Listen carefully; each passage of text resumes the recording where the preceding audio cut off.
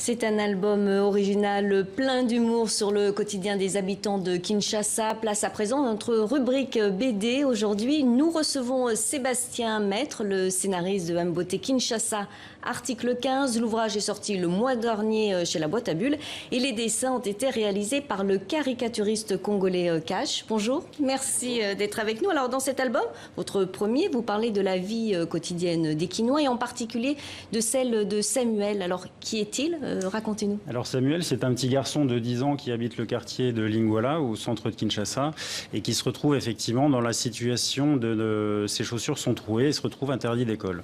Donc du coup, il va voir normalement son papa qui malheureusement ne peut pas lui offrir cette nouvelle paire qui ne coûte que 15 $ parce que il a fait...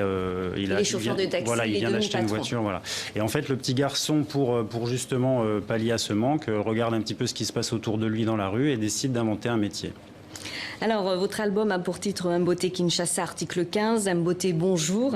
Et l'article 15, on en parle souvent à TV5 Monde, c'est une particularité congolaise. Expliquez-nous. L'article 15, effectivement, c'est une réponse à une problématique, à savoir que globalement, ça veut dire débrouillez-vous.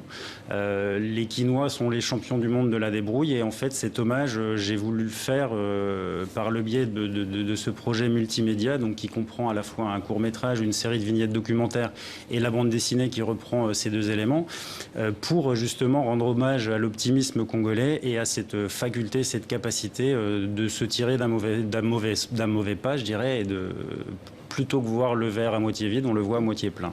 Alors vous venez de le dire, l'album est très positif, les habitants sont heureux, c'est une particularité d'ailleurs à Kinshasa. Oui, après je ne nie pas que les problèmes existent, mais en tout cas effectivement il y a une sorte de joie de vivre et une joie tout court là-bas.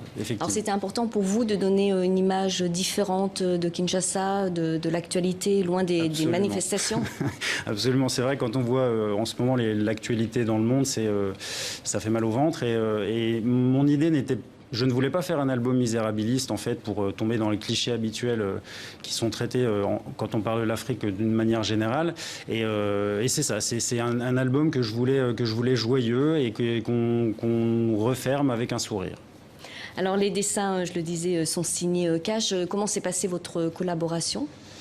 C'est pas évident de travailler à 7000 km l'un de l'autre, mais en tout cas, quand on s'est rencontrés, et tout de suite, c'était une rencontre humaine avec lui parce que il a très vite compris le sens des propos. Il a tout de suite vu ce que j'avais en tête.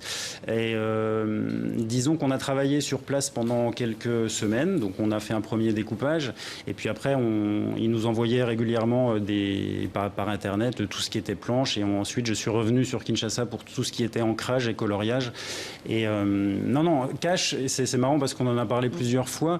Moi, je viens à la base du cinéma, j'ai fait 15 ans de régie générale et j'avais, ce qui m'a vraiment marqué en arrivant à Kinshasa, c'était le bruit.